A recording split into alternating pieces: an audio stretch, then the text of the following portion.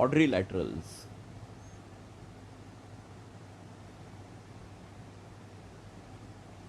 Take any 4 points A, B, C, D.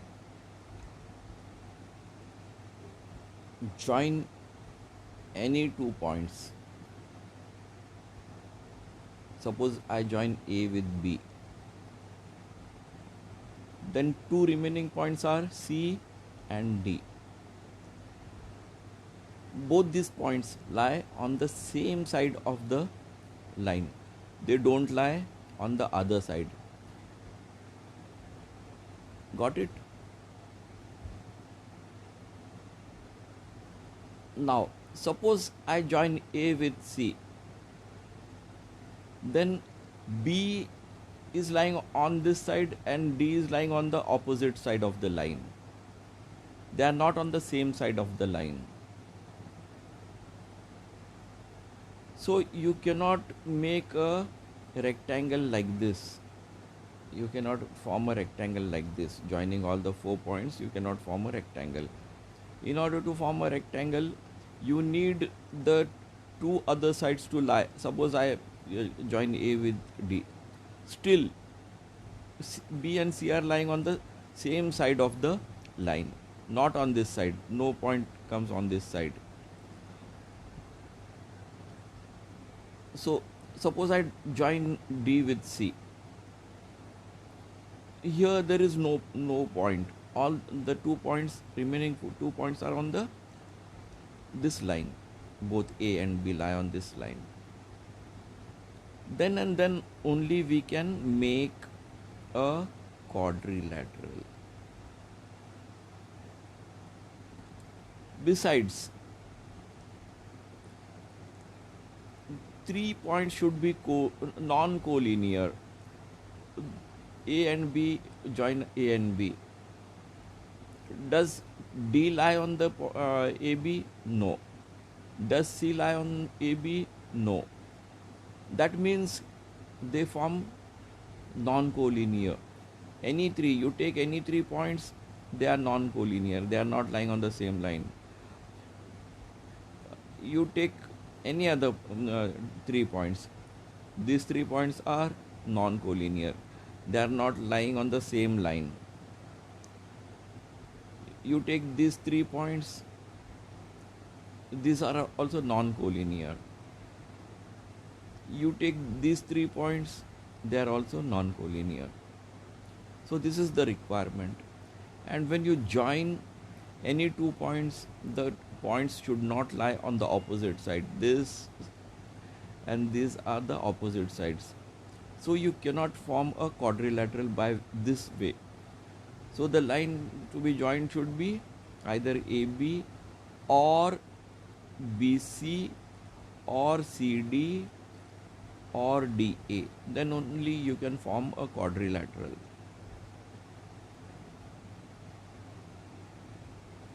Here if we join A with B, point C and D are lying on the same side of the line. Therefore we can form a quadrilateral ABCD by connecting those points. So this forms a quadrilateral. But consider figure 2. This figure. Suppose I give the names A, B, C and D. Now suppose I join A with D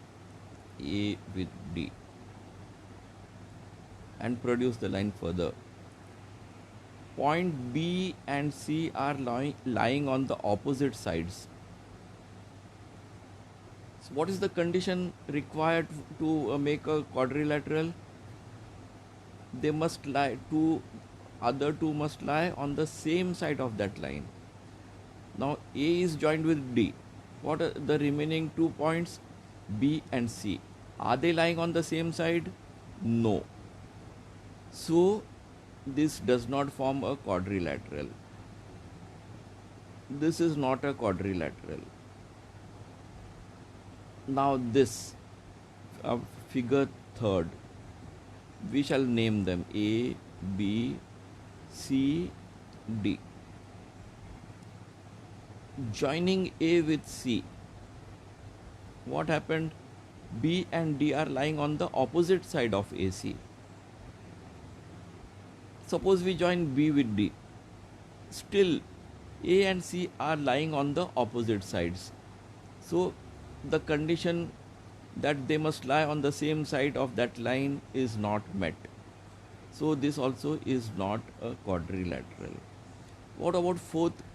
Suppose this is a point P, Q, R, S.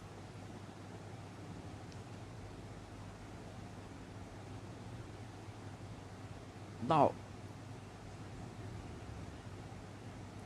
P and Q, join P with Q. S and R are lying on the same side. Okay, so that condition satisfied. But what about the other conditions? P, Q, R, S. Suppose I join Q with R. P and S are lying on the same side. Suppose I join S with R. P and Q are lying on the same side. But is it a quadrilateral?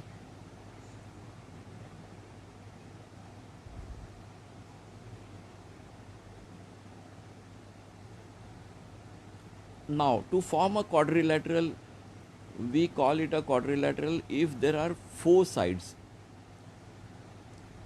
It is a four-sided figure, four lines, segments that form a quadrilateral. So, four sides are required to form a quadrilateral. Here only three sides are formed, one, side 2 and side 3. The fourth side is not included in the closed figure. So it is also not a quadrilateral.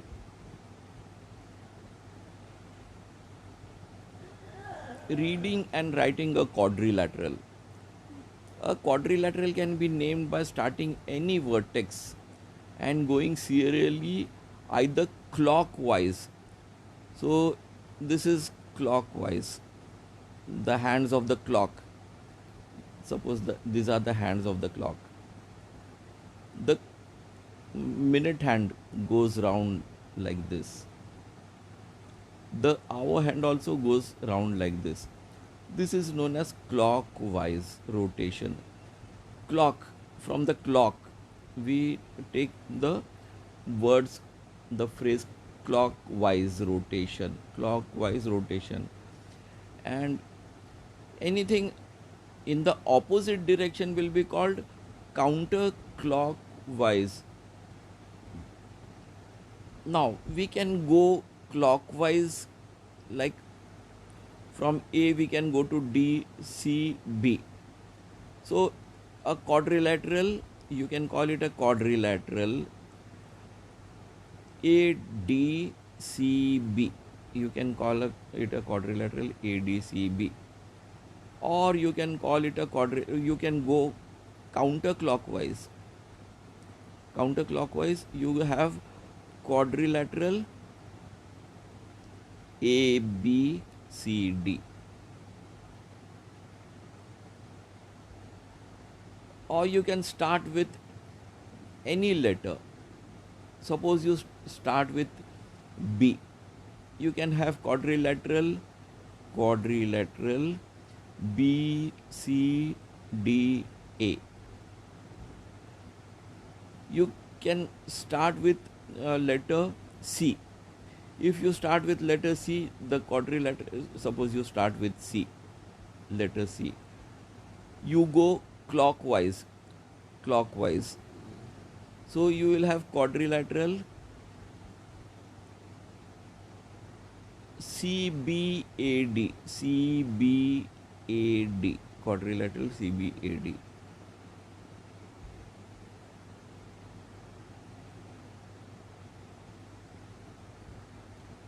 Adjacent sides of a quadrilateral. Which sides are known to be adjacent? Now we have side AB, and we have side BC. The vertex B is the point here where the two lines AB and BC meet. So they meet at point B. that is known as the vertex B. So if they have a common vertex B, then AB and BC are the adjacent sides. So we call AB and BC as the adjacent sides. You can take the two other sides. Suppose you take vertex D. Now you go for vertex D. If you take this vertex, which are the two lines meeting at the vertex AD and DC? Both the lines AD and DC will have D as the common. So D will form the vertex. So this forms an adjacent side pair. AD and DC are adjacent. Now for point A, suppose we go for point A as the vertex. This is the vertex. So which are the two lines? Side AD and side AB. What is the common point between these two sides? A is common. So A forms the vertex. AD and AB meet at point A, which is the vertex. So this is the vertex, point A. So AD and AB form the adjacent sides. Now let us consider how many adjacent pairs we can make. We can start with A, BA. Suppose you take vertex A, then we have AB and AD. You go for vertex D, then you have AD and DC. Vertex C, DC and CB. Vertex B, you have AB and BC. For every quadrilateral has 4 pairs of adjacent sides. We had just now seen it. Adjacent sides of a quadrilateral have a common vertex.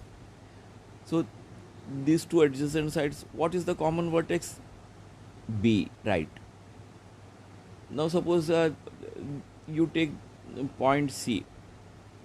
It is a common vertex between the adjacent sides CD and BC.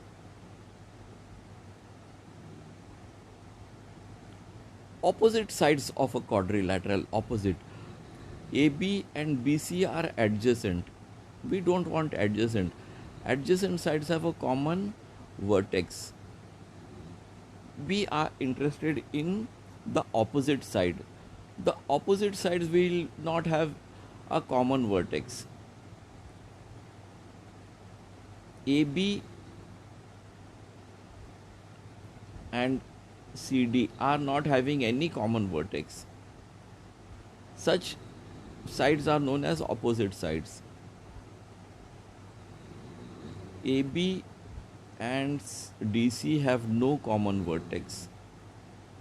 Then these two sides, AB and DC, are opposite sides of the quadrilateral. Now this forms one pair. AB and BC forms one pair. The other pair which is not marked, AB and DC. AB and DC form the opposite pair. Now the sides which are not marked, they are BC and AD. These also form the opposite pair. This forms the opposite pair with this. This forms the opposite pair with this.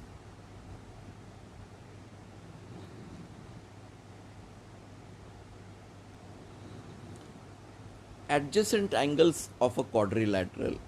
adjacent angles of a quadrilateral. This is a quadrilateral. How do we name it? Suppose we go counterclockwise from D. So D, G, F, E. F, E will be the quadrilateral. Now this is the vertex E. There are 4 angles in a quadrilateral. Angle D, angle E, angle F and angle G. Angle D. But angle D is written like you have to keep D at the center and take the 2 other vertices E and G. E and G here. So it is this way. Angle G, how do we write angle G? Angle G is written like G, keeping G at the center. You take the 2 adjacent vertices. So D and F.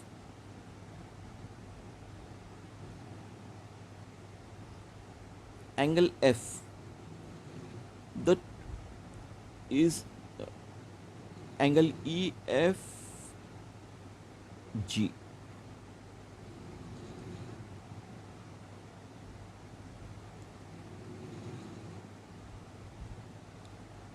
And the other angle is angle E. Angle E is written as angle DEF.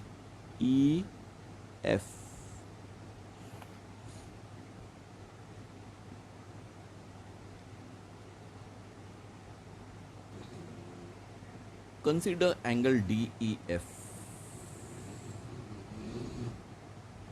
Angle DEF. This is this angle. Side EF and side DE are known as the arms of the angle. Arms DE and EF. These are the 2 arms of angle DEF. DEF. The point of intersection of these 2 arms is also the pivot around which, suppose you keep this stationary, EF is not rotating, you rotate DE on the point E. So DE will rotate either this way clockwise, or it can rotate anti-clockwise or counterclockwise. So it will change the degree of the angle. Now suppose DE rotates, the point D is moving this way, so it has come to the new point. So suppose this is the new point, this point has now shifted to the new position D. So now angle DEF will be the angle. So this is the arm. This arm, angle arm DE rotates, and this is rotates. Arm EF is stationary, is fixed. Arm EF is fixed and arm DE is rotating. So it will make angle, and this angle, it goes on changing from very small, from 0 to, it can go up to 90 or more than 90, or it can go 360 degrees, one complete rotation. So DE can rotate completely. It can come to this original position, or it can go further and have a full rotation of 360 degrees.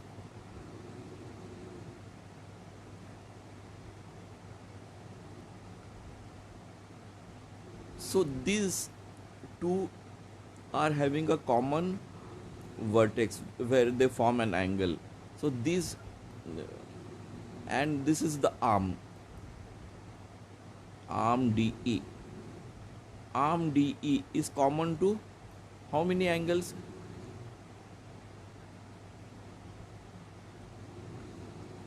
It is common to this DE. It can form an angle with DG, or it can form an angle with EF also. So here it forms one angle, here it forms another angle. So this arm is common to both the angles, angle 1 and angle 2. So angle 1 and angle 2 are the adjacent angles.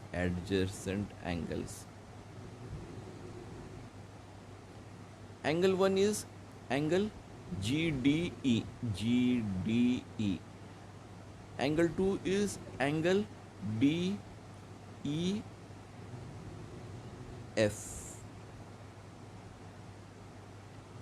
So these are the adjacent angles. Which are the other pairs of adjacent angles? Suppose we take this as common, then this angle and this angle are adjacent. Suppose we take this common, then these two form the adjacent angles. Suppose you take this as the common arm, so these form the adjacent angles.